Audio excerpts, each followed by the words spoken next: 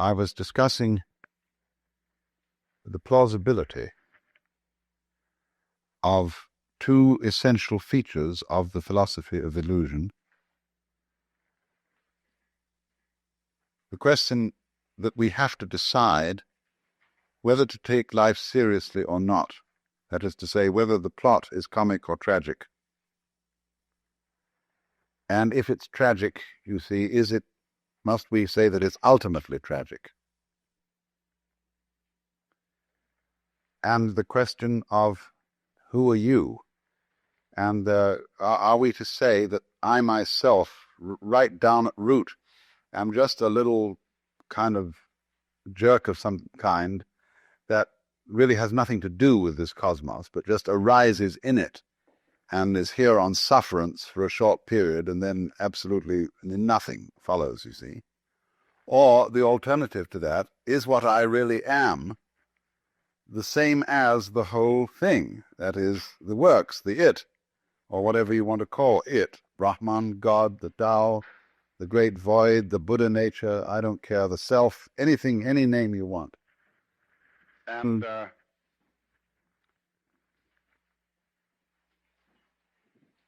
whereas that attitude, you can look at it from various points of view in judging it. You can say it's wishful thinking. You can say that it's insufferable pride. But the point of the matter is, as I tried to show, any other way of looking at things is kind of schizoid. It looks at human beings as if they arrived in this world like a bunch of birds on the branches of a barren tree. And they just got settled there, you know, they don't belong. The sense of being strangers and pilgrims from another domain altogether. Well, where is this other domain? And how does it relate to this one? Are they separate? I showed you that even when we say that two domains are the poles apart, the very fact that they're poles shows that they have a hidden connection. And the hidden connection is the big thing in life. All you junkies know that.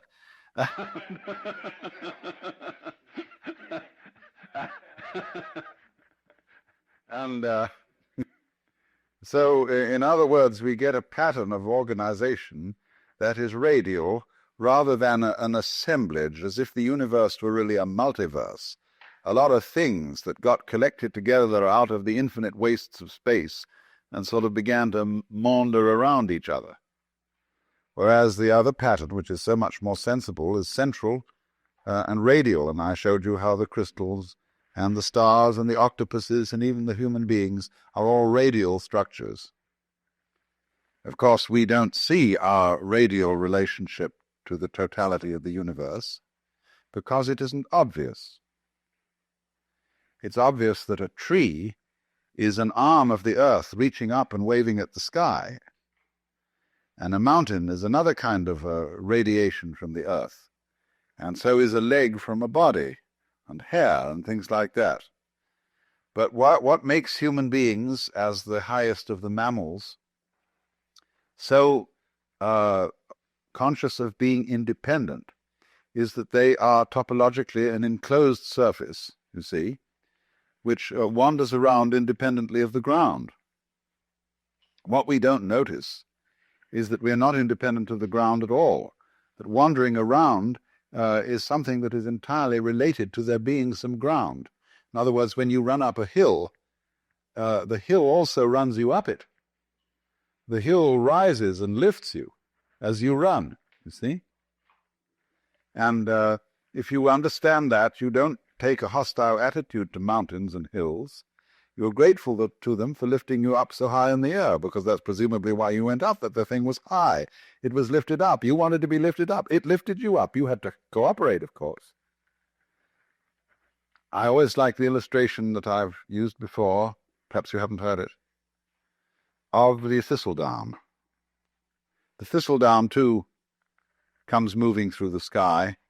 I once was playing with the thing, you know, and just came out of the blue sky, and I caught it like that, pulled it under my nose, and it started to pull, to get away, see? It looks as if it were a butterfly or something that pulls away when you catch it by the leg. And I thought, oh no, of course, that's not the thistledown, it's the wind. Well, which was it? You know, in the famous debate that was settled by the sixth patriarch of Zen, there were two monks arguing when a flag was flapping in the wind, whether it was the wind or the flag that was moving. And he said, it's neither, it's the mind. And so in a way the same thing was true about the thistledown. The mind is the moving thing, because which point of view will you take? Which attitude of mind will you take towards this? Is it the wind moving the thistledown? Or is it the thistledown that is moving itself with the wind? After all, when you see a sailing boat, and there's a man in the sailing boat, who is moving the boat? Is it the wind moving the boat? Or is it the man moving the boat because he was smart enough to put up a sail? Much smarter way of getting around than rowing. You don't have to work. It's intelligence, you see, the mind that moves the boat. And so in the same way, I thought, this thistledown has some kind of intelligence. It's radial, it's organized, it's beautiful. And it's used that to sail itself with the wind, to enable itself to pull like a little organism playing with the wind. And so in just the same way, each one of us uses the universe to get around, and the universe uses us to play with, and to make games and patterns, and to do its stuff. So because we seem to be disconnected and entirely sealed within our skin, that is a very deceptive thing, because the skin is not really the boundary of man. You'll notice that in various periods of art, human beings have been shaped in different ways. And have been more or less transparent at some times, at other times opaque, and at some times the emphasis has been on the state of mind which this human being is in. At other times the emphasis is on the bodily conformations and so on. In the work of painters today, one sees images that at first sight one doesn't recognize as being human. There was an exhibition at the Museum of Modern Art in New York some years ago called The New Image of Man. And these things didn't look like human beings at all. Some of them did, but that's because what does a human being look like? That depends on your point of view.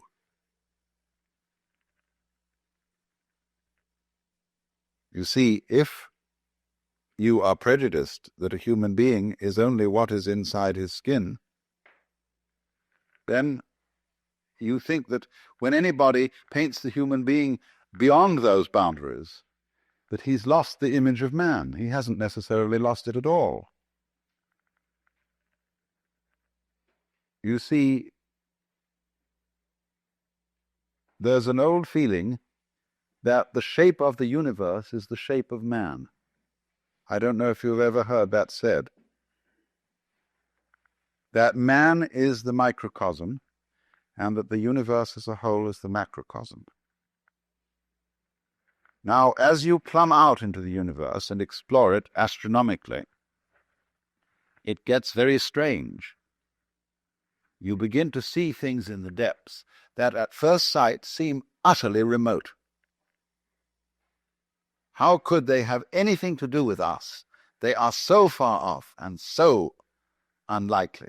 And in the same way, when you start probing into the inner workings of the human body, you come across all kinds of funny little monsters and wiggly things that bear no resemblance to what we recognize as the human image. Look at a spermatozoon under a microscope, that little tadpole, and how can that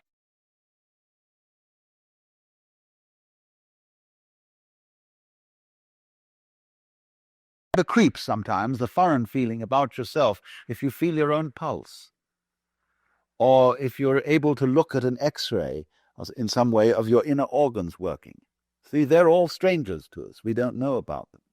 And they give us the creeps as if they were, coming across some weird insects in the dark. That sort of feeling. But what we will always find out in the end, you see, when we meet the very strange thing and we look into the distant reaches of space, there will one day be the dawning recognition, that's me. Why, that's me. And the whole game of the universe, you see, is to appear as strange to itself as it possibly can. That's how one keeps variety going. That's how one keeps wonder going, and all kinds of exciting developments. How different can you get? In the beginning, the Lord said, get lost, to himself, you see. So we shall find, for example, that space that you see all around you and containing you. And you can feel space in many ways. Space is not only something that comes through the eyes. The movement of your arms, if with closed eyes, if for a blind person, is his way of knowing space. And you can hear space audibly. Lots of sounds appear to be in restricted spaces or ample spaces. And silence that goes with sound corresponds to space.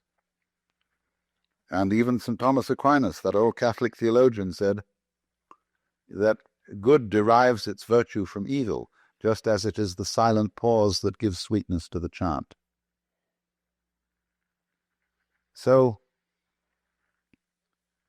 but space, you see, that seems to contain, space is one's mind. This was common sense to people living in the early Renaissance, for example, at the time of Dante. There are many references in Dante's poetry to the identity of mind and space. And likewise in a 8th century text in China, the Sutra of the Sixth Patriarch, he likens the nature of mind to the nature of space. He says, just as space contains all the sun and the moon and the stars and the people and the mountains and the forests, so the nature of mind, the nature of consciousness, the nature of oneself contains all these things. So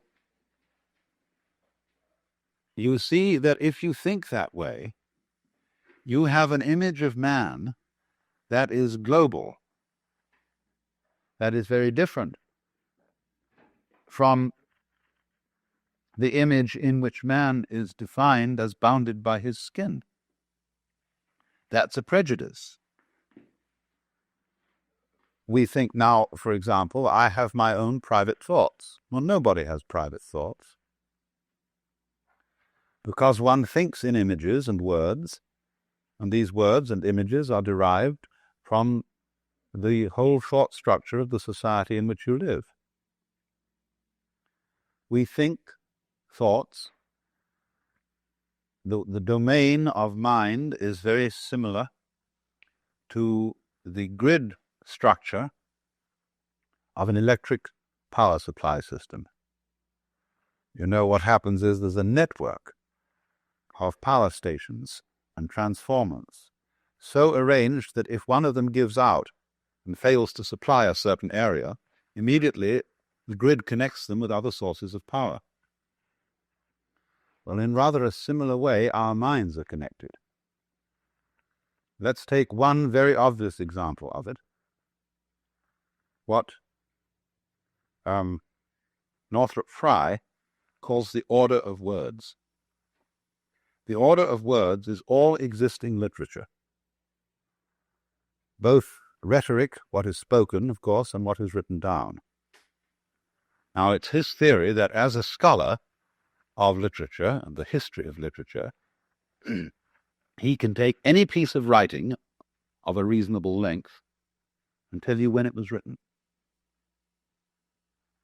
Because everything that is written and said is inescapably related to the whole order of words. And it's amazing what little things you might not notice would give you away. Because he can say, well, obviously he has read this, thinking, say, of a particular novelist or poet. So it must come after the date when that novel was published. But he couldn't possibly use an expression like that to say, for example, that it was a capital day. He would never use that expression living, say, in contemporary 20th century America. That's a Victorianism, or it's an Edwardian way of talking. And so by all sorts of little clues like that, the scholar can pin down a piece of writing to when it was written, you see? That is because every individual piece of writing is a function of all writing that's being done. Well, now that's a very specific and almost crude illustration of something that's going on in a far more complicated way than that. It isn't only all writing, all thinking is being done in relation to the total order of thought. And in a still more subtle way, all living is being done in relation to the total order of life, to what de Chardin calls the biosphere. And it goes way beyond that, because of the vast interplay of what we now call gravitational and electrical fields, which embrace everything that there is. That is why the ancients, when a person was born, cast his horoscope. That was a map of the universe at the time of that person's birth. And therefore it was a drawing of his soul. Because the soul is not inside the body. The body is inside the soul. The soul, your soul, is the whole universe as it is focused upon your organism. Now, of course, astrology is a very primitive science, and it interpreted the influence of the universe upon the individual in very crude ways, and it works mostly by good guesswork on the part of the astrologer. If you know how to tell fortunes at a fair, you will find out a great deal about how all these predictive psychic sciences work. And because the client invariably gives himself away.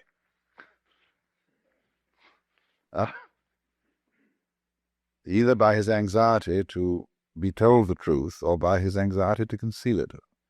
They work equally well.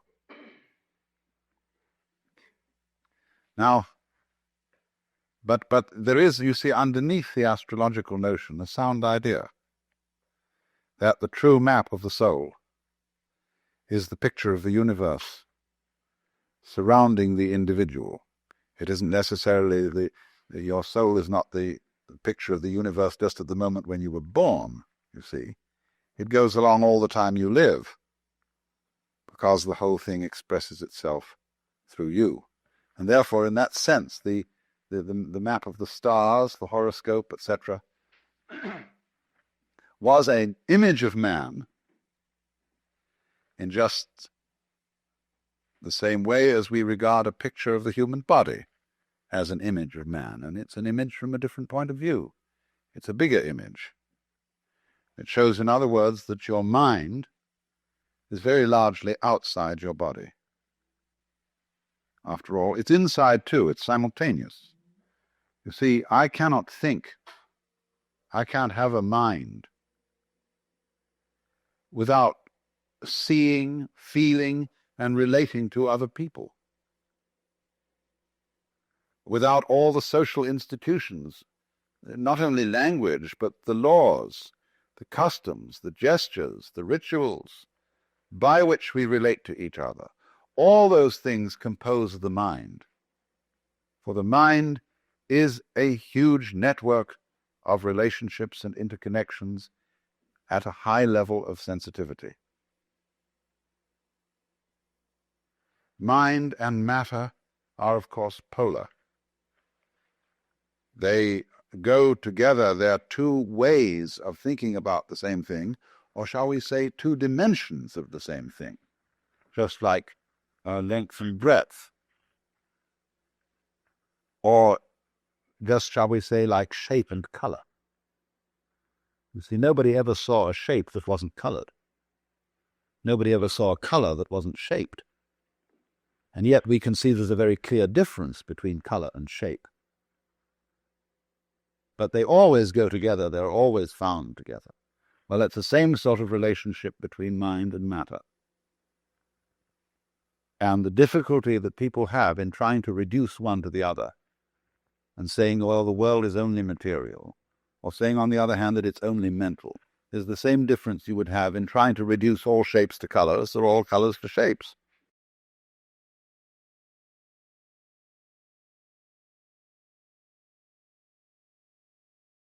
So perfectly, and yet stay so marvelously different. That's why the Buddhists say, difference is identity. Identity is difference. It sounds goofy, but it makes a great deal of sense, because what it's saying is a relational thing. That you don't know what identity is unless you know what difference is, and you don't know what difference is unless you know what identity is. That relationship between so-called opposites is called in the Chinese technical Taoist vocabulary mutual arising. So they say to be and not to be arise mutually. High and low are mutually posited. Long and short are mutually delineated, and so on.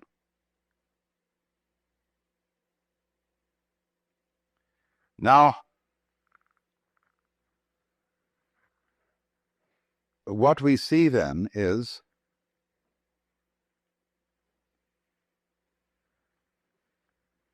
the totality of the cosmos focused at each point, you see, gives rise to the illusion of the independence of the point from the whole. Just as the human being, by virtue of having an enclosed epidermis, and to be able to walk instead of having to be rooted to the ground, presents the illusion of being separate. And so that's why I asked Vada to do these demonstrations last night, because he showed visually the interdependence of the figure and the background, and how the two play together, how you can switch from paying attention to one to paying attention to the other, and in each case it's significant. That is an art that we have lost in our day-to-day perception of life, and it leads, practically speaking, to the serious problem of ecological blindness.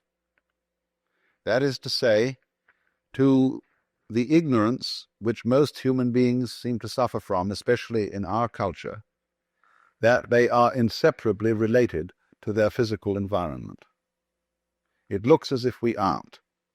It looks as if we can go out with bulldozers and insecticides and every kind of a gadget and make over our physical environment as it suits our whims. But then we discover to our consternation that we've upset all sorts of balances, that the house we made such a nice flat lot for on the hillside suddenly slides down the hill when there's a rainstorm because we took away all the shrubbery that was binding the hill together. And, you know, this happens in Hollywood every day. And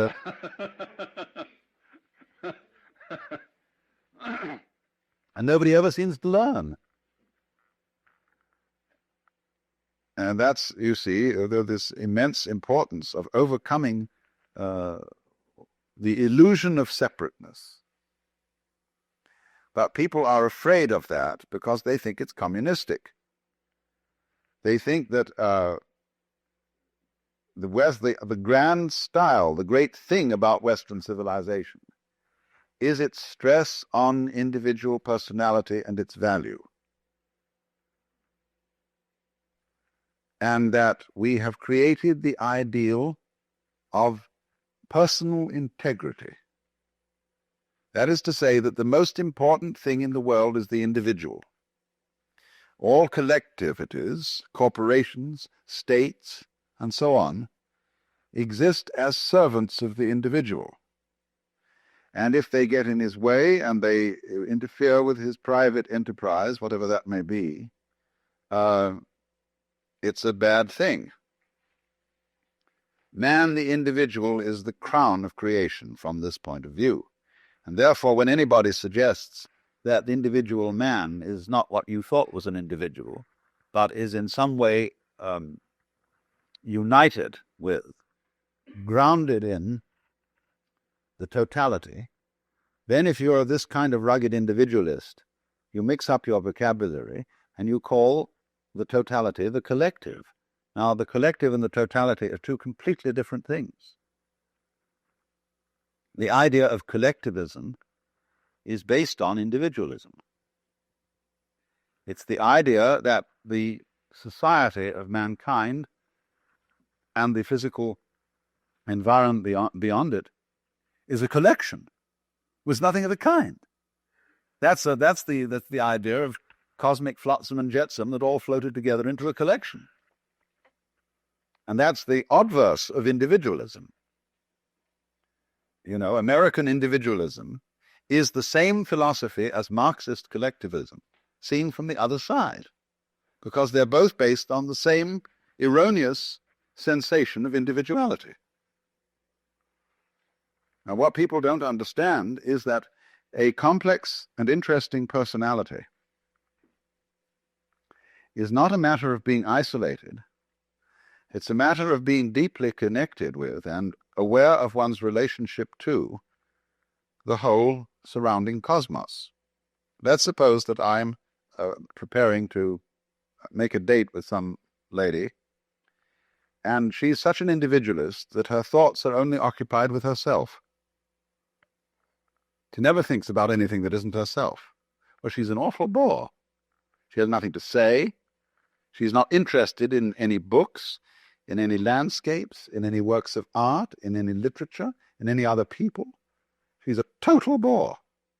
But the more, on the other hand, she would be interested in all those things that are supposed to be not herself, the more of a colorful personality she becomes. So the rule is to get away, you see, from these ideas of the individual as finding his individuality and uniqueness through independence, but rather finding his individuality and uniqueness through being related. Because, you see, that's what makes us look at the word relation from another point of view when we talk about our friends and relations. Supposing I come across some individual who I can't make out what kind of a thing he is. I can't make out where he came from. His accent isn't American, it isn't British. It isn't particularly Middle Western. It certainly doesn't have the overtones of New York or New England. He just talks flat. And as to his style of clothing, it's utterly nondescript. Well, I think this is pretty much of a bore. What I like to see in an individuality, in a physical individual, is ways that I can relate him to his ancestry. That he has this little subtle accent, or this mannerism, or this eccentricity, or whatever it is, that connects him with a great background, you see? But it's his connection with his background that makes him so significant. If I can't see that connection, he becomes uninteresting. So there is no thought in this approach to devalue the individual. What really does devalue the individual is any kind of religious or political philosophy that overstresses his isolation. And this is something that Californians in particular need to take note of. And because many people feel, you see, that the development of technology and of centralized government is a direct threat to the value of personality. Well, in some ways it is. But that is only because technology is being developed by personalities who don't understand what personality is. They're working on the old individualist-collectivist point of view. They're the same. So then, you see, this is then the illusion created that the individual is operating all by himself, that actions and thoughts and deeds proceed solely from inside his skin, so that we can say, there's where it started. You see? Well, that's the game of praising and blaming. The game of who started it, who can we give candy to, who can we bang on the head. In other words, somebody has to be it. As in The Farmer in the Dell, and finally you get the end, the cheese stands alone, the cheese stands alone. I over there, the cheese stands alone. Well, why? Who started it? The group.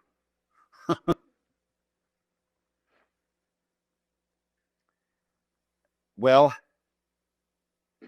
another fear about this is that it absolves people of responsibility if they see through the illusion of separateness.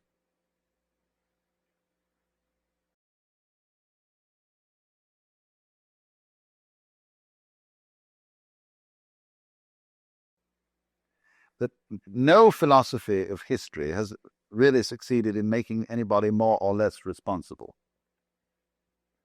In other words, let's say that you are a Christian, a Catholic of the old-fashioned medieval type, who believes that you've got an individual soul with free will and that you're under responsibility to God to obey his law, and that if you don't, the most disastrous consequences imaginable will befall you. You will fry in hell forever. There's no evidence whatsoever that believing in that made people any more virtuous than they are today. None at all. Indeed, clergy who believed in all this owned whorehouses and all kinds of things. They were just as contemptuous of law and order as anybody could be now. And part of the reason was, of course, that the threat of hell was an unimaginable penalty, like the H-bomb. It's just too big to think about, and really brings justice into disrespect because it uses such crude and clumsy methods. It's like using a steam hammer to drive in tacks.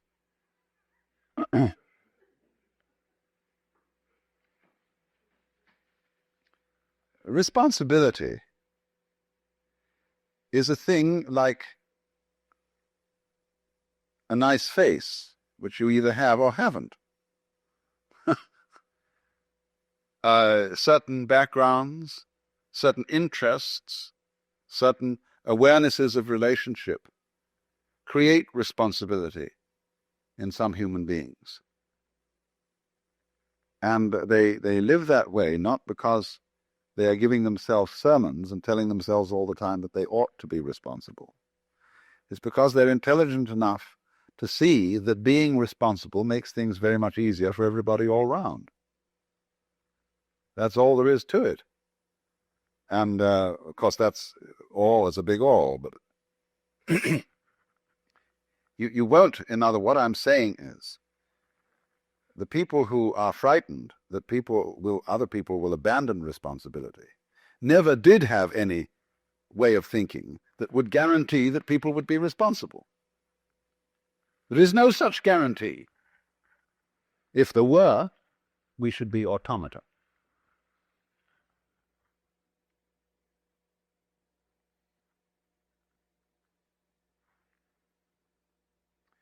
Now I want to switch to another aspect of illusion. The quickness of the hand deceives the eye. And that is, of course, the great illusion of what we call matter. Density, impenetrability, opacity. I find it hard to talk about the illusion of matter because I'm a materialist. That is to say, I like material. And though I may seem to you to be quite self-contradictory, for example, a wine should have body. Pure alcohol doesn't. And it's terribly important in human character for there to be a blend of materialism and mysticism, between sensuality and spirituality. You see, people who are purely sensuous and materialistic get very boring. You can fill your lives with all good things, with Alfa Romeos and hi-fis and wonderful cameras and girls with beautiful bodies and Chris Crafts and dry martinis and Chanel No. 5, you know. And after a while, if that's all you've got, it gets sickening and the bottoms begin to feel like plastic and the martinis taste like medicine. And somehow, bleh, you get a distaste for life, and even for mountains and trees and waters. And then on the other hand, the purely spiritual approach to things is too rarefied, too earnest, too abstract, too purely Euclidean. And the people who are intensely spiritual and don't have any sensuality are always desperately serious, colorless, lacking in humor, and never are able to meet one as man to man with a kind of a friendly leer in the eye. That's terribly important. Oh, yes, they live at a level of the frantic intensity. I see these two extremes need each other. Say, spirituality needs a beer and a loud burp, and sensuality needs a rough blanket and a hard bed and a cold night with the stars, you know, to wonder about. The sensualist as such, the materialist as such, has no wonder, and the mystic, the pure mystic, has no body. He's pure alcohol. Spirit.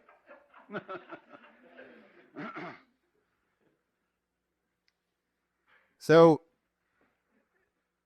if then one should say that material is an illusion, this seems to be selling out to the spirit people and to the mystics. And so Christian scientists are, generally speaking, as personalities, totally lacking in materialism. They're prissy and lacking in color, and their churches are very, very disagreeable. They're all reading desks, and they're too bookish, and they have no ritual, no ceremonies, no verve, you see? It's all cerebral. And likewise, when people get the wrong idea about Hinduism or Buddhism, they go in for this same ultra-mysticism. They start disbelieving in all material pleasures as crutches. And it's very bad to have crutches, you see. You shouldn't take aspirin when you've got a headache. You shouldn't wear glasses. You shouldn't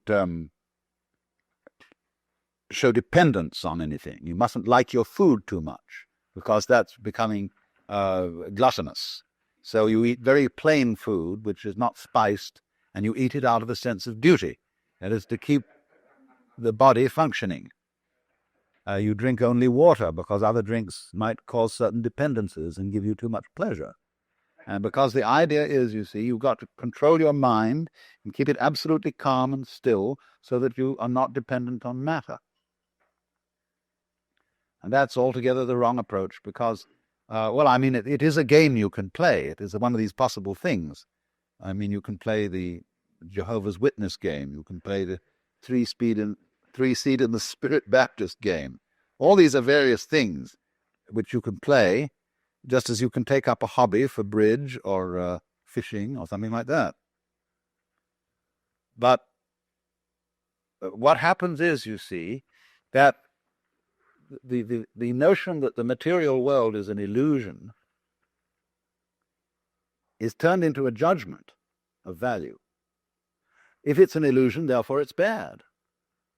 I ought not to be under this illusion. Well, the reality of the matter is that if you see that the material world is an illusion, you can enjoy it a great deal better than if you think it isn't. A true materialist, therefore, is one who knows that material is an illusion. Then he's not afraid of it. Then he can enter into the dance of material with real zest. Because you see, if you're a false and a fake materialist, what's happened? You borrowed money to buy yourself a Cadillac, an impressive house, ranch style with a picture window and a patio and a swimming pool, and you've bought a lot of stock, and you somehow wangled the money and borrowed it, and you keep lying awake nights wondering if you're going to make the payments. Well, there's no point in that at all. How can you possibly enjoy all this jazz, if that's the kind of jazz you want to enjoy, if you've got to worry about whether you pay for it or not? And you get hopelessly involved, you get commitments here, commitments there, and finally you have a nervous breakdown and shoot yourself. The only way to enjoy material is to disbelieve in it, just as one can disbelieve in money. Then you can have zest for it, you see? Otherwise, it's much better to be poor. I mean, if you have no taste for this kind of life and no real interest in it, but feel that somehow you ought to have it for status reasons, it's much better to stay poor. Not have any of that stuff at all. So, then this is the important thing I'm trying to say. Material is an illusion, but a great illusion. And the point is to swing it, and not to run away from it on the one hand, or to get stuck on it in the other. Then you can play with it. It's just like a wheel going round. If the wheel is too loose on the axle, it wobbles all over the place. If it's too tight, it won't revolve. But you kind of sit loose, you see, to this thing. Not too loose, though. Now, in what way, then, is the material world an illusion? Well, we know a lot about this now from our physics. And we know that what we call solidity is force, contained force. The agitation of particles or wavicles or whatever they are at such an immense speed that they become impenetrable to other agitations.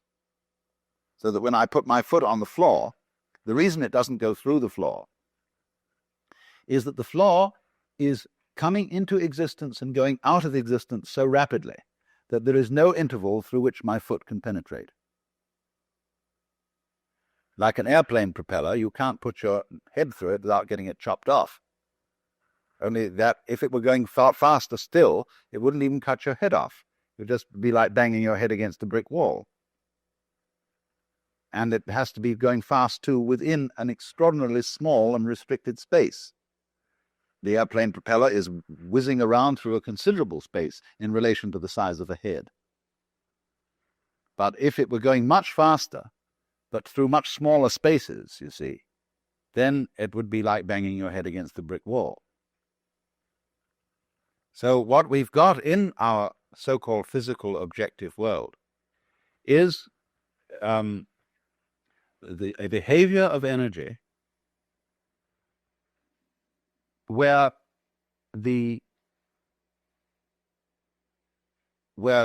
matter arises from it through its behavior in restricted spaces. Density is a quality of space rather than a quality of matter. You see what I mean? I gave the illustration of the airplane propeller to try and show that. So that all this is an electronic, diaphanous world, very similar to other creations of electronic patterns, the dance of forms on the TV screen, the rainbow, the aurora borealis. It's all fundamentally like that. Only we are of the same kind of jazz, you see. Our bodies are this dance too, and therefore the physical world feels real to us. In other words, it feels solid because we are something of the same kind. If we were on a different wavelength, we'd walk right through it, in the same way as radio waves come right through the house. They are of such a nature that they can penetrate the spaces, the interstices, or in some way jazz signals through. And but we are on the same wavelength, you see, as the wall, and so don't go through it. But nevertheless, the whole cosmos is therefore a function of energy, or you could say of light, something like light, and therefore we and it are all diaphanous. Now, it's easier to see that if you live in a medium where things aren't so dense. There's only one other creature as intelligent as man, and this lives in a medium that is less dense, and this is the dolphin. The dolphin is a mammal, and many millions of years ago it seems that dolphins were living on the land. But they are very clever, and they decided that the land was no place to live, because getting food was difficult, and you had to lug yourself around, and there were many, many bad shows about the land. It had very curious changes of temperature. It became unspeakably cold and unspeakably hot, and you had, in fact, to work. Well, no sensible person ever works. I never work. I get paid for playing. And everybody should do that. That's the mark of an educated man, is that eventually he gets a job where he's paid for playing. And a worker or a proletarian isn't necessarily a poor man. There are lots of poor, a poor man like, say, Selig Morgenrath or Eric Barker around here, they're not proletarians. A proletarian is a person who is fettered to the process of work. That is to say, to doing chores every day that he really doesn't like and that aren't in the least interesting in order to go on living.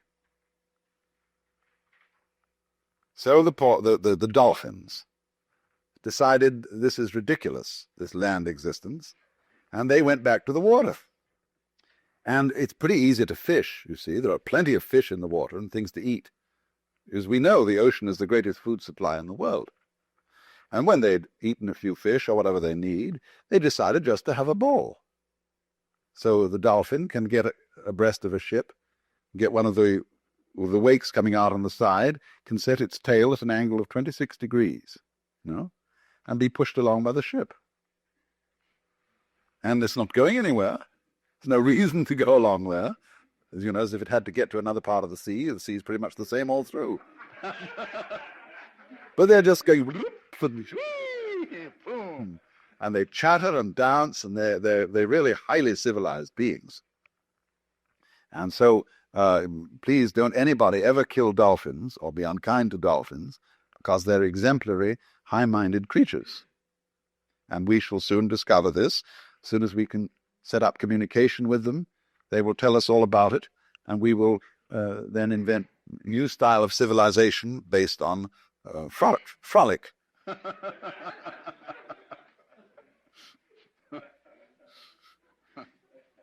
But you see, they dance in the mode of water. Now, human beings, as Toynbee has pointed out, as their civilization progresses, they begin to lose their roots. And they are less and less tied to the land. They go into the air. And what's going to happen as if man develops without blowing himself to bits, if he can get over the hurdle, you see, that dangerous point, is that gradually all roads are going to disappear. And the earth will have centers of human habitation, you see, but no roads. They'll be as obsolete as railroad tracks because everybody will fly. And once the medium of air is much more fluid than the medium of water. And as we fly, you see, on the land, your values are all values of permanence, solidity, firmness. They're architectonic in the sense of our great stone structures, pyramids and things like that. But in the air and on the water, all values are fluid. And what you have to know to be a good airman is, of course, stars. Like whitethroats and other migrating birds migrate by the stars. Imagine. But once you start relating yourself to the stars, you realize that you're living in a universe where directions are all relative. And you become a being capable of existing in non-solidity. And that's why Buckminster Fuller, believed that all techniques and really all culture came from the sea. The men who first learned to sail were the wise men. He has a fantastic idea that there were initiates, great priests who were ship's captains, and that although some of their humble seamen didn't know all the secrets, that these priests were the first people who knew that the world was round. And that gives one an entirely different theology, you see, than if you believe that the world is flat. And so from the priests of the ocean, the landsmen learned how to use cranes, blocks and tackles, how to build, what a good house an overturned ship made. And so to this day, a cathedral has a nave as its central auditorium, nave from Latin navis, ship, showing the connections between ships and the first temples. And so Fuller goes on to say, now if you're a good architect, as the ancient architects learned from the ocean, first thing you should do when you get through architectural school is go and work in an airplane factory and understand the beautiful thing that man has made in a fine, fine airplane, you see, which is as great as a bird in its own way, because that's the architecture of insecurity,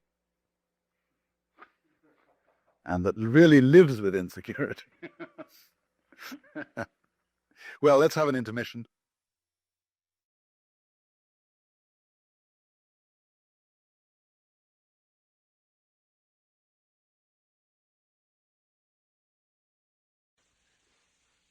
Who is it that knows there is no ego?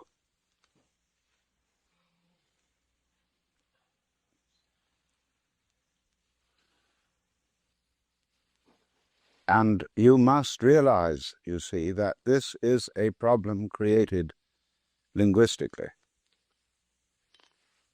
I explained that language based on the sentence, composed of subject, verb, and predicate, contains the hidden belief system that events are started by nouns, by things. And so it's very important to understand that in the real universe, there are no things at all. And this startles people, because we think of the universe as the sum total of things. But when you go into the question, what you mean by a thing, you ask children this question, what do you mean by a thing? And they'll say, well, an object. Well, I said, you've just substituted another word that doesn't tell me anything. Well, they can come back if they're very smart and say, what do you mean by anything?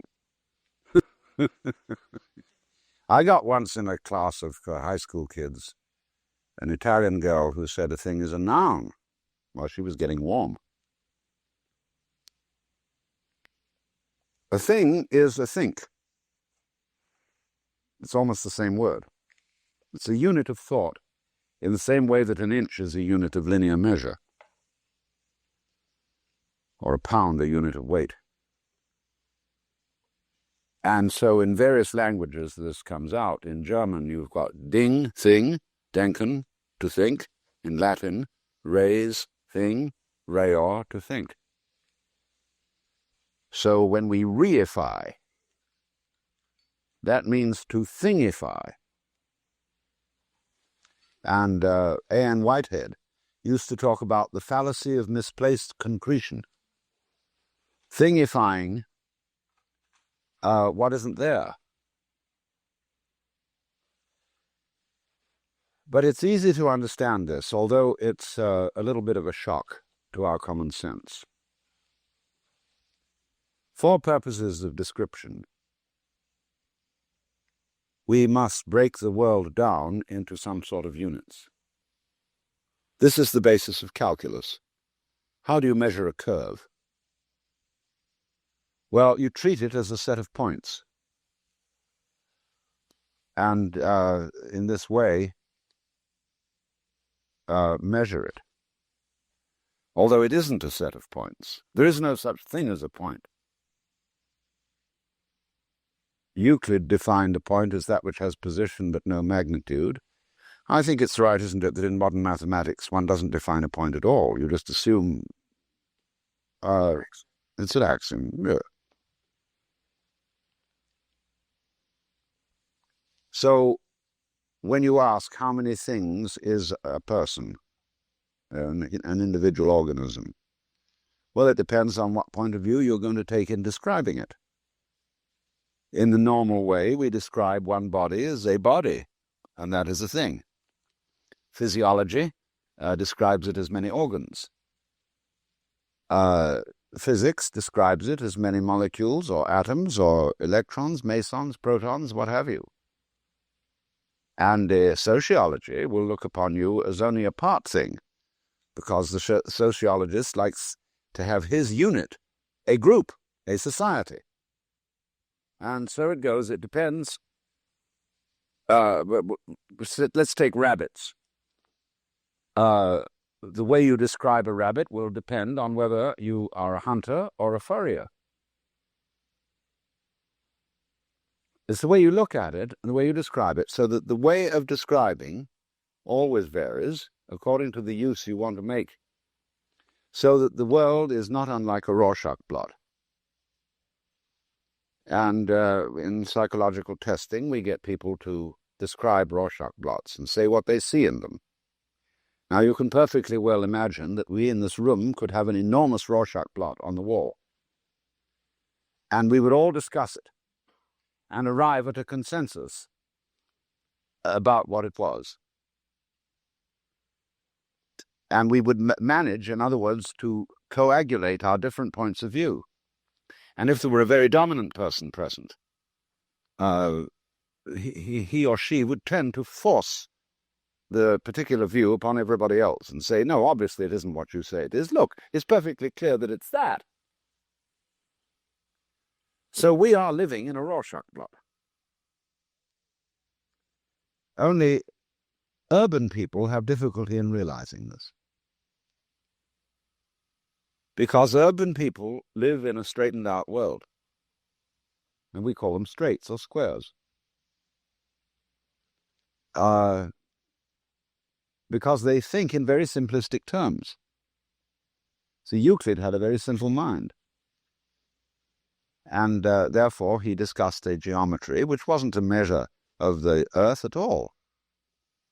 The word geometry is from the Greek geos, the world, the earth, gis, and metra, which means to measure.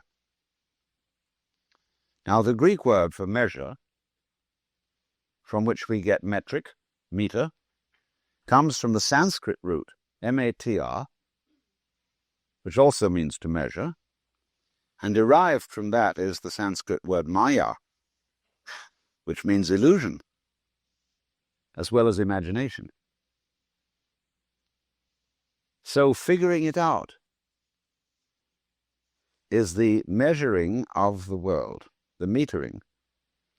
And meter also is the Greek word for mother, and is, of course, the root of the word matter, material. And so when we ask, does it matter? We are asking, does it measure up to anything? Well, we come to the conclusion that there is no matter. There's form.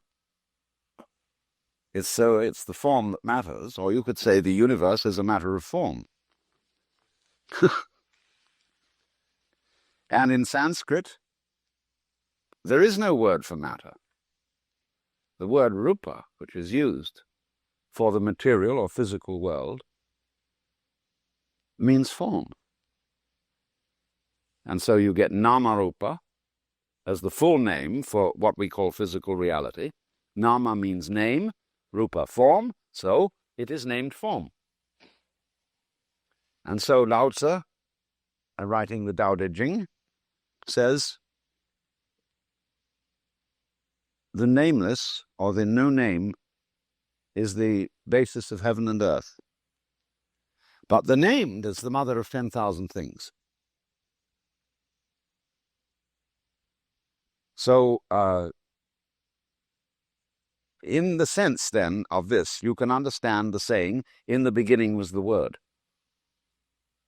All things were made by him, and without him was not anything made that was made.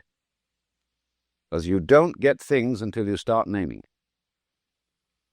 Because then you point out, on the universal Rorschach blot, this wiggle. What do you mean, this wiggle? Where does one wiggle begin and the other end? Well, this is a matter of arbitrary definition. Where does your head end and your neck begin? Here, here, here, here, here. Well, where is it? We know vaguely. But you can't be precise about it, because you can look at the head and the neck as continuous. You start here and say, well, it's all one thing up from here to here, see? Or you can start here and say, no, it's all one thing from here to here, etc. Because it's all arbitrary. And the value of it is that by description and by conventional decisions as to where to draw the line, we can communicate in language. And this is socially valuable. But we must not be deluded by what we're doing. Because if we do truly believe that the world is a lot of separate things, we believe that we can take them apart and have this without that. And so when you apply this, say, to medicine, and you get a medical specialist who knows all about the heart and nothing about the lungs, he starts interfering with the human body as if it were an automobile with replaceable parts. He says, well, we'll take this out. Just do a little mechanical work, get a wrench and a screwdriver and so on, only the surgical equivalents. We'll take this out. So there's a tumor, and we take it out. All right. If he's not terribly careful, a metastatic consequence follows, that some of the cancerous cells will go into the bloodstream through the cutting, and the cancer will spread all over the body. Or if you start fiddling around with people's glands and give them certain medicines to stimulate this gland or to cool its operation in some way, you upset a balance which runs through the whole physical system. Exactly the same thing happens when you use DDT on mosquitoes. Well, it kills the birds. And the birds were eating the mosquitoes anyway. And so were the spiders. and you kill the spiders along with the mosquitoes or the fleas. And we find, in other words, that the natural universe is a very intricate system of balances, which cannot really be split. Now, let's take the bees and the flowers.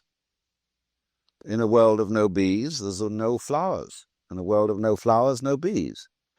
Because bees and flowers are aspects of the same organism or organization. They go together. So I invent the word goes with to indicate organic relationships. And we as human beings, obviously, we go with an enormous cosmos of geological, botanical, and zoological events. And we are entirely dependent on them. And we cannot treat them as really and truly separate species. The bees are as much a part of us as they are part of the flowers, because we need vegetables, and we can't have those without bees or other insects. So what we've got is a universe that all hangs together, and where each so-called part of it implies all the other parts. Let's take what we call holography.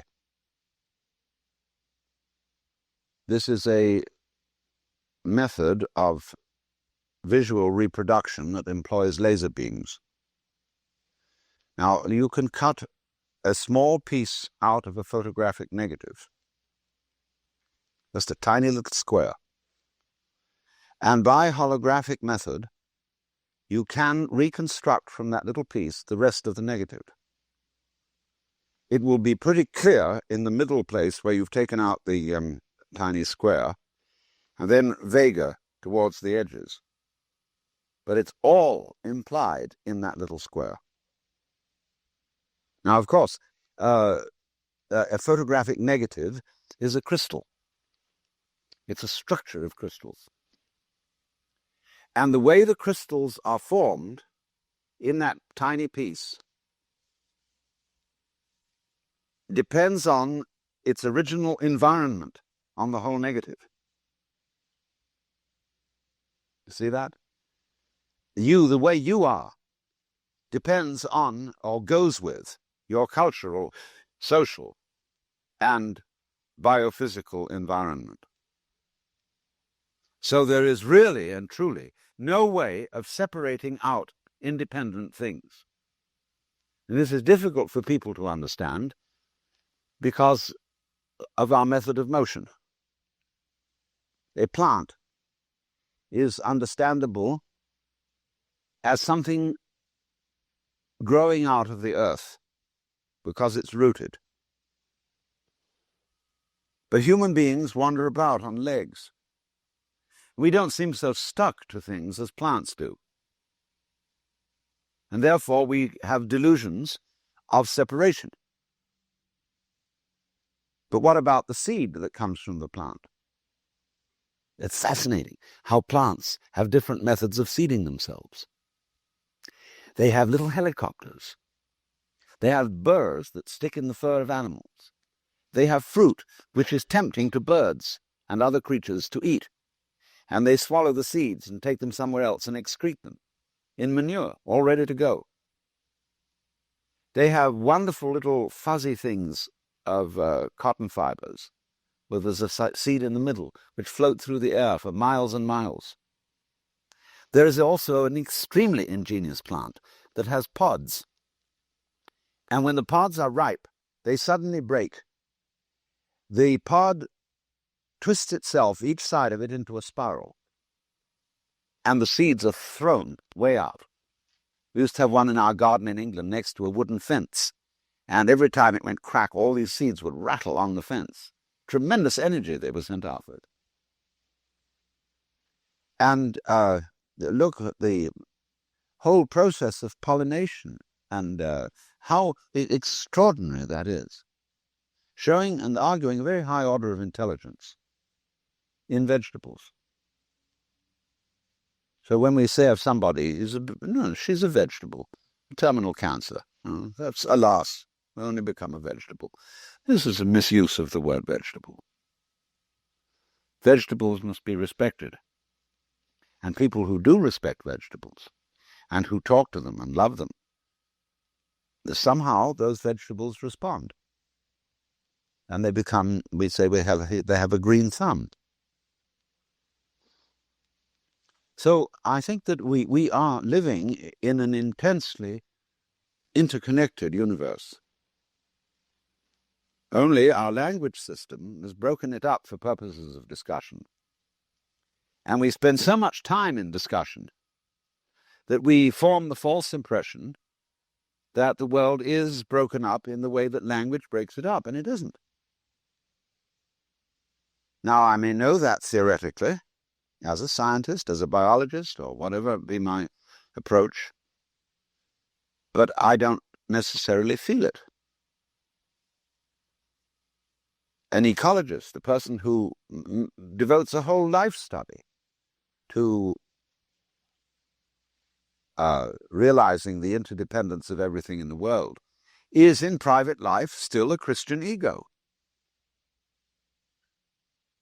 That is to say, a separate soul inside his bag of body. That's the way he feels. And we have enormous difficulty in avoiding that feeling because of our social influence on each other. Now, if you befriend, say, a group of Christians, and they may be Baptists, and for various reasons it's important for you to be a member of this group, you will eventually think their way. The most startling example of this was an experiment devised by B.F. Skinner. He would be giving a class in psychology, and he would suddenly send two students out of the room, say, "Come back when we call you." Then he would explain to the class the game rule. We're going to put two chairs here, up beside me. Chair A, Chair B. We're going to have a discussion, and these two students are going to come back. We will agree with everything that is said by the student who sits in Chair A. We will disagree with everything said by the student in Chair B. The effect of this was astounding. Because even if the student sitting in Chair A was rather inarticulate, the fact that the group agreed with everything he said made him extremely expressive, very happy. However articulate the student in Chair B, where everything was wrong with him, he got completely confused.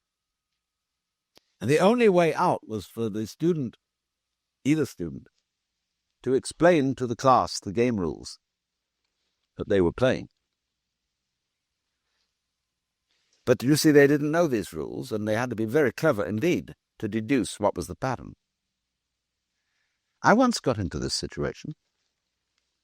I had a group of students come and visit me with their faculty member in charge of them. And he was very obstreperous.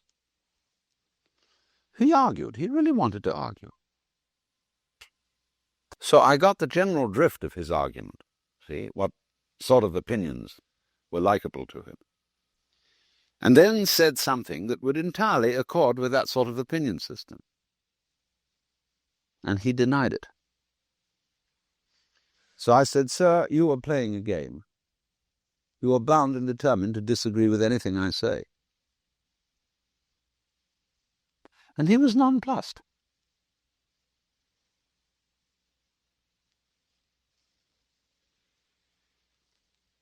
So, you see, we are under this tremendous social pressure, because talking with each other is our principal means of communication.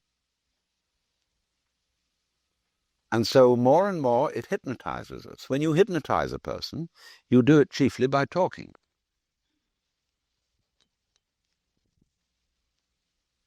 Relax while I count up to 5, be very relaxed, etc., all that jazz. And so it is the word which spellbinds us. Look at that word, to spellbind. A victim of spelling.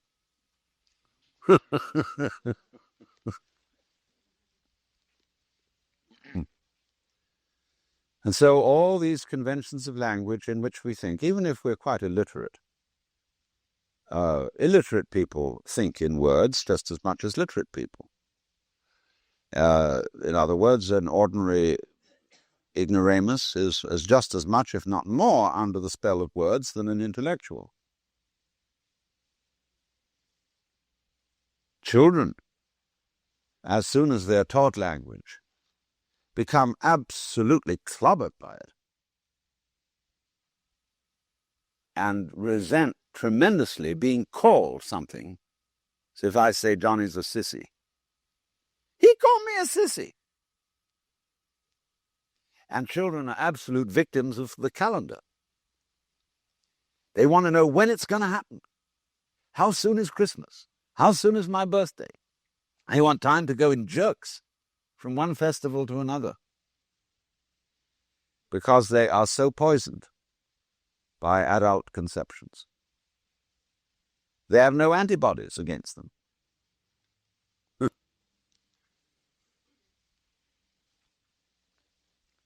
So likewise, the Japanese have no antibodies against Western culture. They're complete victims of it. They succumb to smog and even think it's a good thing to have smog. Have songs about it. How the beautiful fog over the furnace buildings of the factories. Yeah. Haiku. No, this is true. I'm not kidding. In a nation of people that's supposed to be great lovers of nature. Japan is unbelievable. Go to a beach in Japan. You would think they would appreciate wonderful stretches of sand and rocks and the sound of the waves. The tide line of a Japanese beach almost anywhere around the island is a complete mess of plastic cast-offs. Sun lotion bottles, condoms, discarded sandals, anything you can imagine, just the masses of it.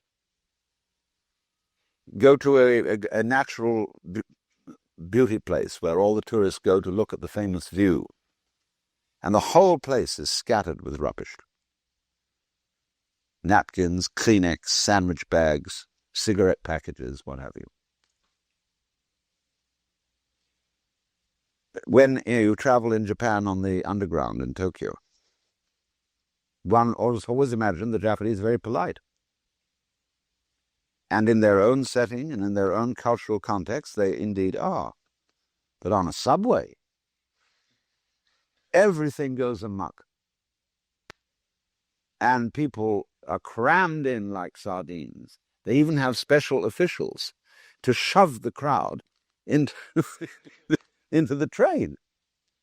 And they cannot cope with this situation that is foreign to their cultural context. So this is what I'm saying is, watch out for your social conditioning and how your constant commerce in language with other people shapes the way in which you actually sense the world. Now, we say seeing is believing.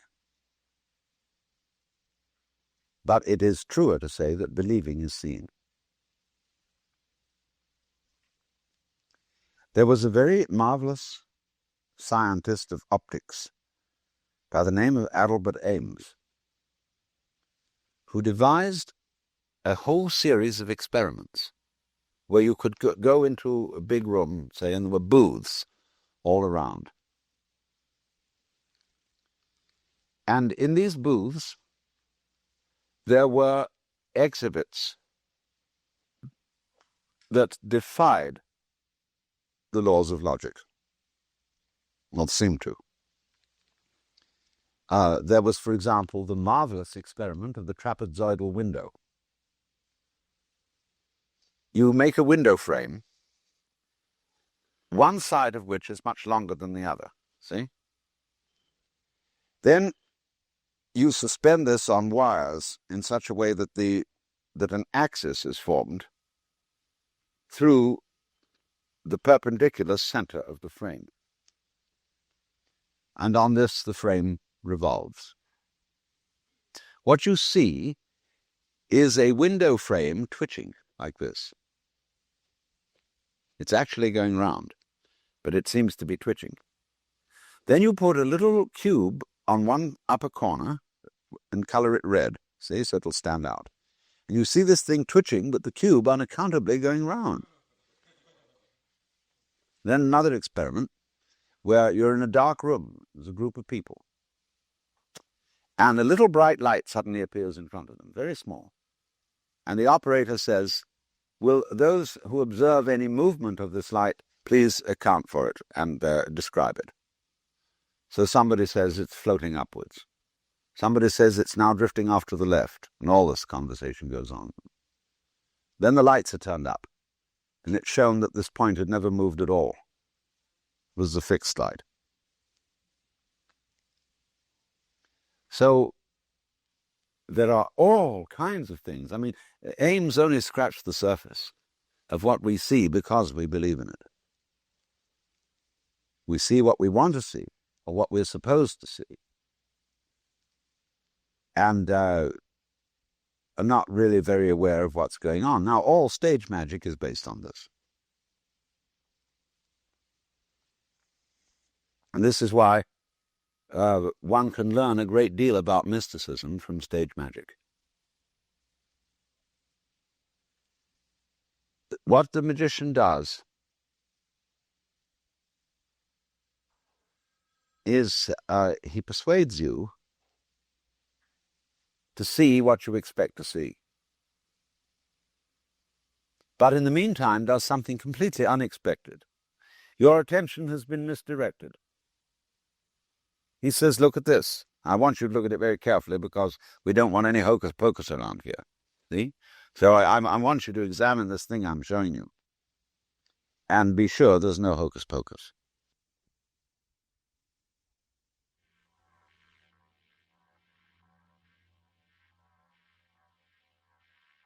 And we take a break for just a second here. Just to let you know that you're listening to Alan Watts on WFMU, Jersey City, New Jersey. Tonight's lecture, Who is that knows there is no ego? Stay tuned. We'll be right back with part 2 in just a second.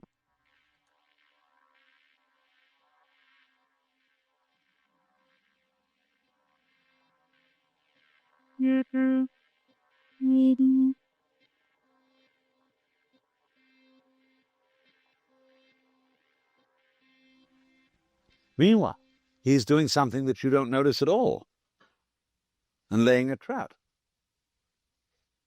So that when you understand the nature of stage magic, you think, God damn it, how simple that was. Why didn't I see? Why was I such a fool as I overlooked this idiotically simple trick? And the best tricks are the simplest and don't involve complicated apparatus at all. The best stage magicians are the ones who will stand in the middle of a crowd of people, you know, with no stage hocus pocus or wires or trapdoors or anything like that. And right under your nose will use a pack of cards or a few coins to do things that flabbergast people totally. And all those things are extremely simple, once you know. And so that's very much like being enlightened, having Satori. When you get it, you think, oh, for heaven's sakes, why didn't I see that? I mean, how obvious.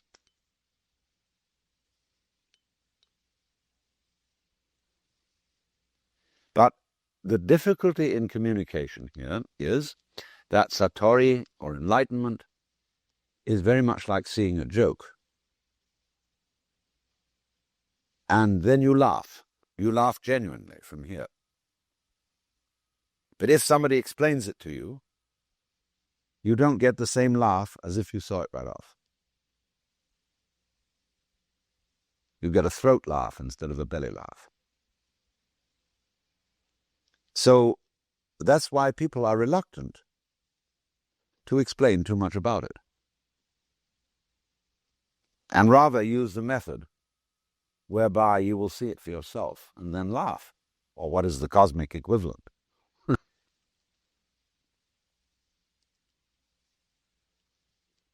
So therefore, we are, most of us, in a state of hypnosis, induced by the incantation of language, the enchantment, the spellbinding. And when one speaks of awakening, as, say, in Buddhism, one speaks of the Buddha as the awakened one, it means, therefore, dehypnotization, coming to your senses. But, of course, to do that, you have to go out of your mind.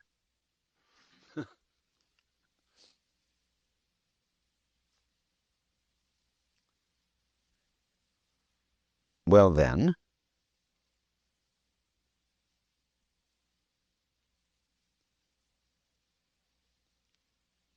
what that involves, among other things,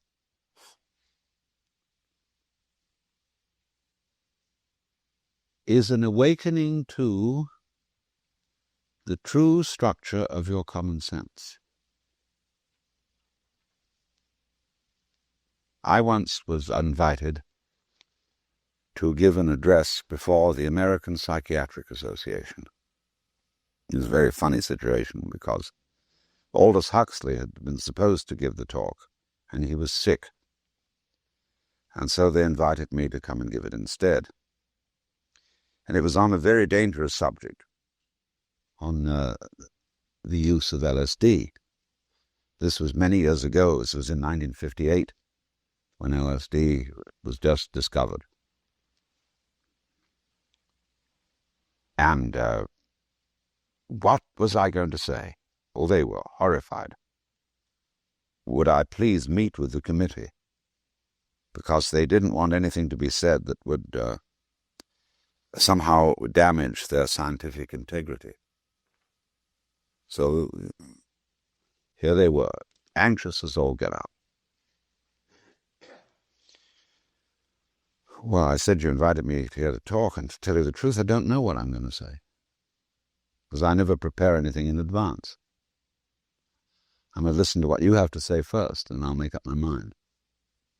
So I attended the morning conference.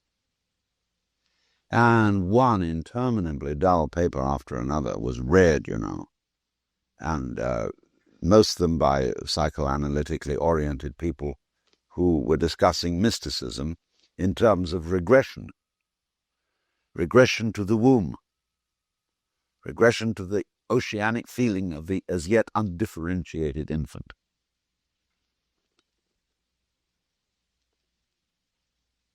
So the papers went on, and it was time for lunch, and everybody was hungry and bored. So I said to the chairman, he called me to the platform. I said, how much time?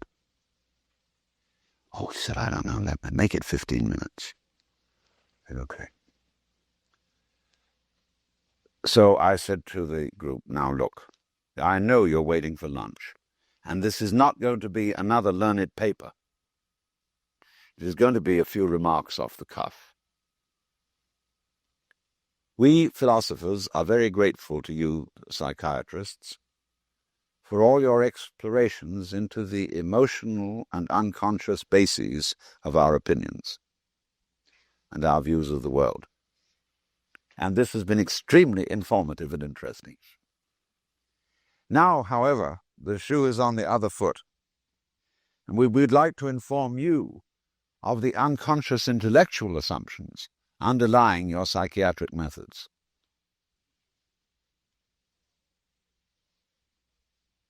You are all, whether you know it or not, products of the world view of the 19th century. And your ideas of the functioning of the nervous system and of psychoanalytic process are based on Newtonian mechanics. Psychoanalysis is in effect psychohydraulics, because you talk about damming up things, you talk about repression, you talk about the flow of what do you call it? Free association. And you talk about unconscious mental mechanisms. So it is clear that you are still in a Newtonian psyche, and you haven't yet graduated to a quantum psyche. And so, because of this, you have a theory which amounts to high dogma that the unconscious is stupid. And you call it libido, which is a cuss word.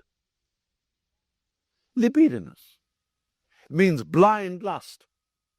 And Freud used that word in parallel with Ernst Haeckel, who was a contemporary biologist, who thought that the energy of the universe was blind energy, despite the fact we have eyes.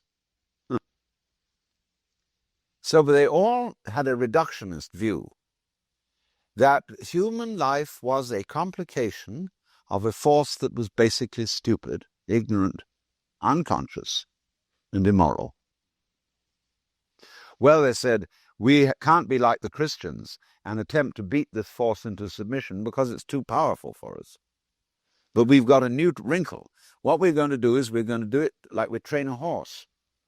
Instead of whipping it, you give it lumps of sugar. And you, well, watch out, though. You see, Freud was scared stiff of the unconscious. He was a good bourgeois, Jewish, Viennese, well-behaved person. Once upon a time, Freud and Jung went together to New York. And Jung was delighted to walk down Fifth Avenue and see so many beautiful women. And he turned to Freud and said, "My goodness, how many beautiful women there are here. Why don't we somehow arrange and make a date for tonight?" And Freud drew himself up and said, "You forget, Herr Doctor, I'm a married man."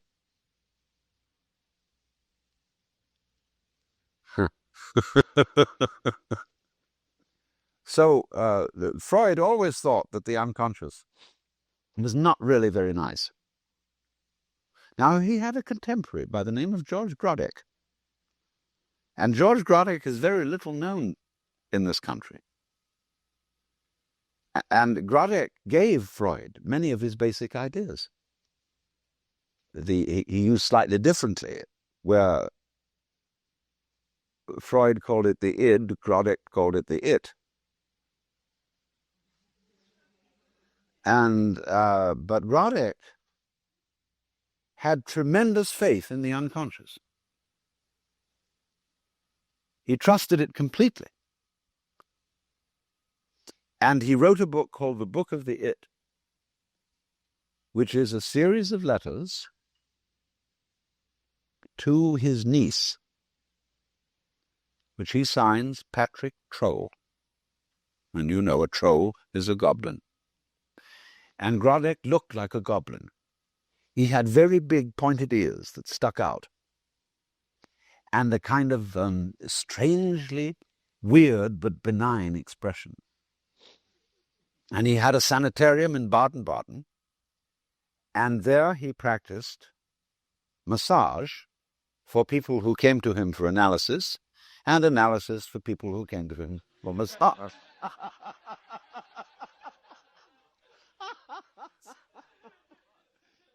He was a completely wonderful man, because everybody felt calmed by him. They felt an atmosphere of implicit faith in nature, and especially in your own inner nature. No matter what, there is a wisdom inside you which may seem absurd, but you have to trust it.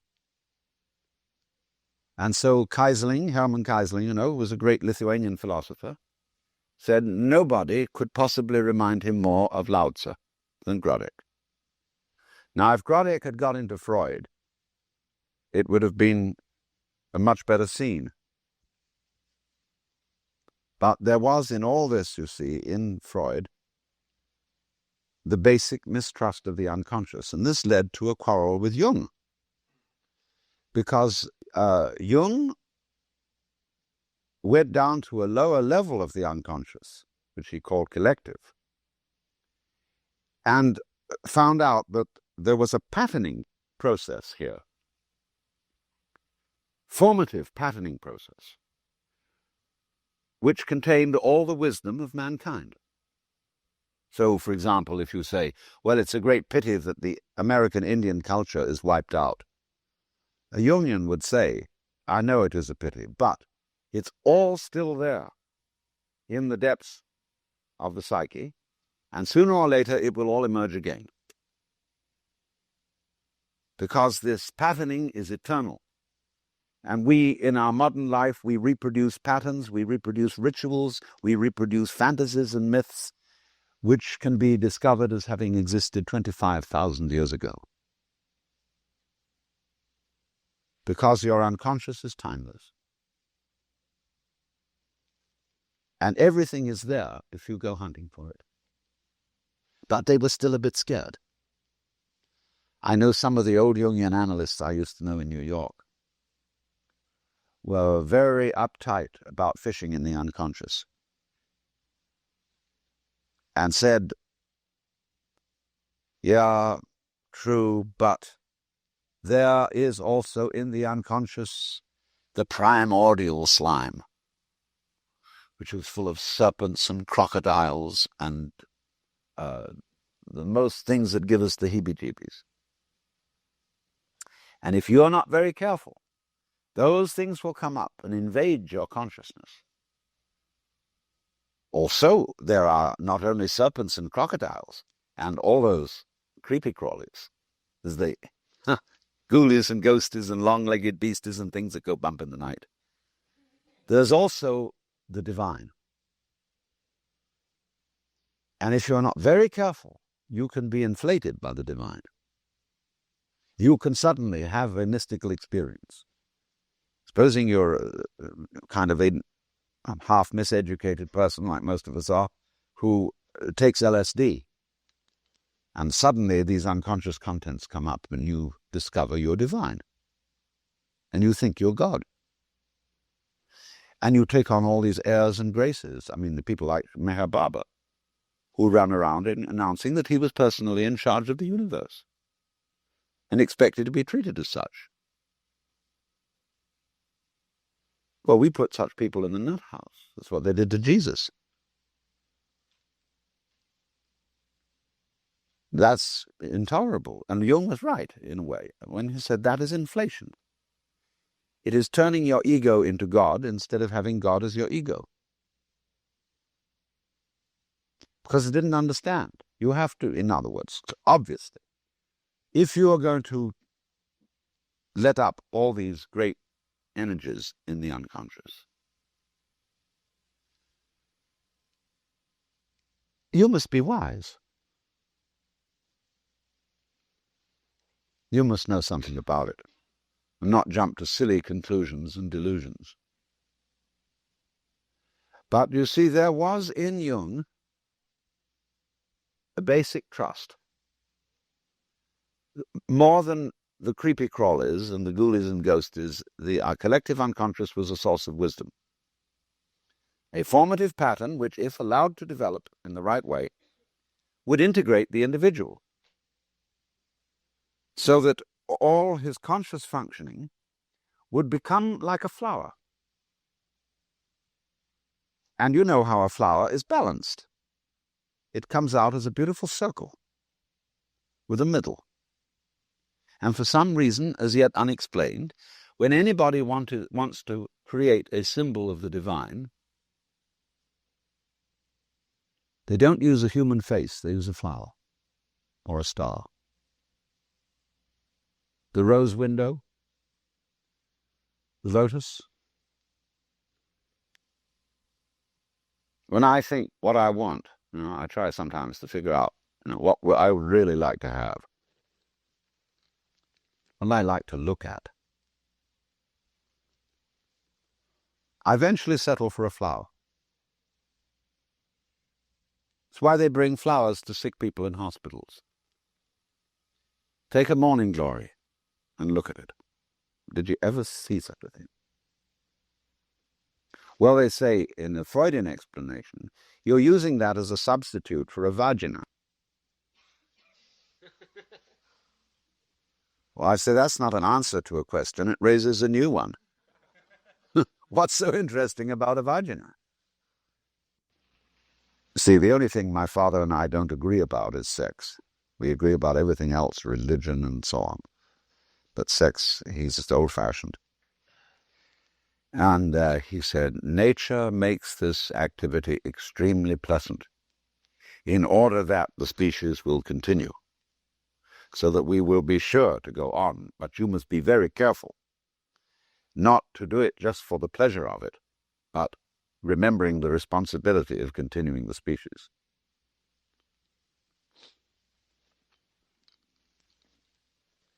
Well, then we got the population bomb. And is that going to be solved by chastity? I doubt it. Taking a rather realistic view of things. No, I don't think that when I ask myself, what is the point of continuing the species, we get back to the thing I was raising this morning about survival. Why go on? What's it about? Do you live to eat, or do you eat to live? Personally, I live to eat.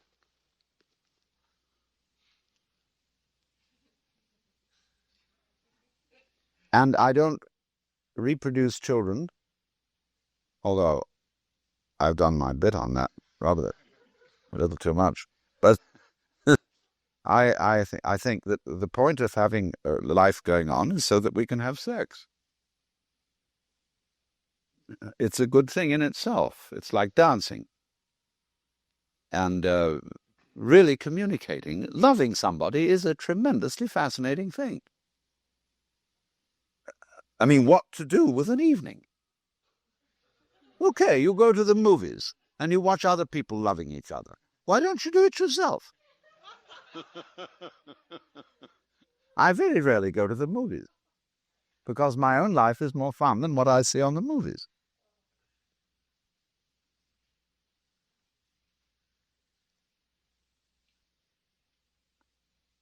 Now, will you see what I'm doing? I'm ringing around a whole lot of subjects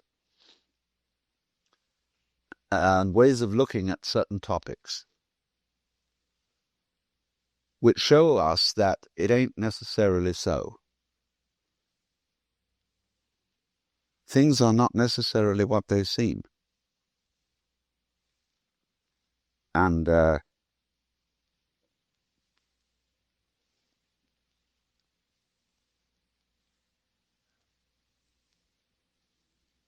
so we can get in the mood to be open-minded. Now, that doesn't mean that you are merely lax in your opinions.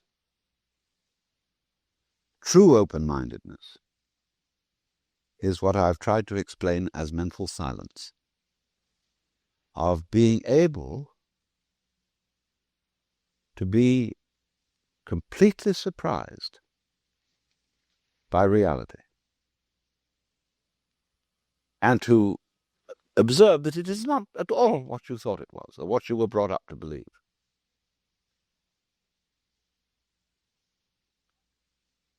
And not to be afraid when you suddenly discover the obvious, which is that the real you is not the ego, but the eternal center of the universe.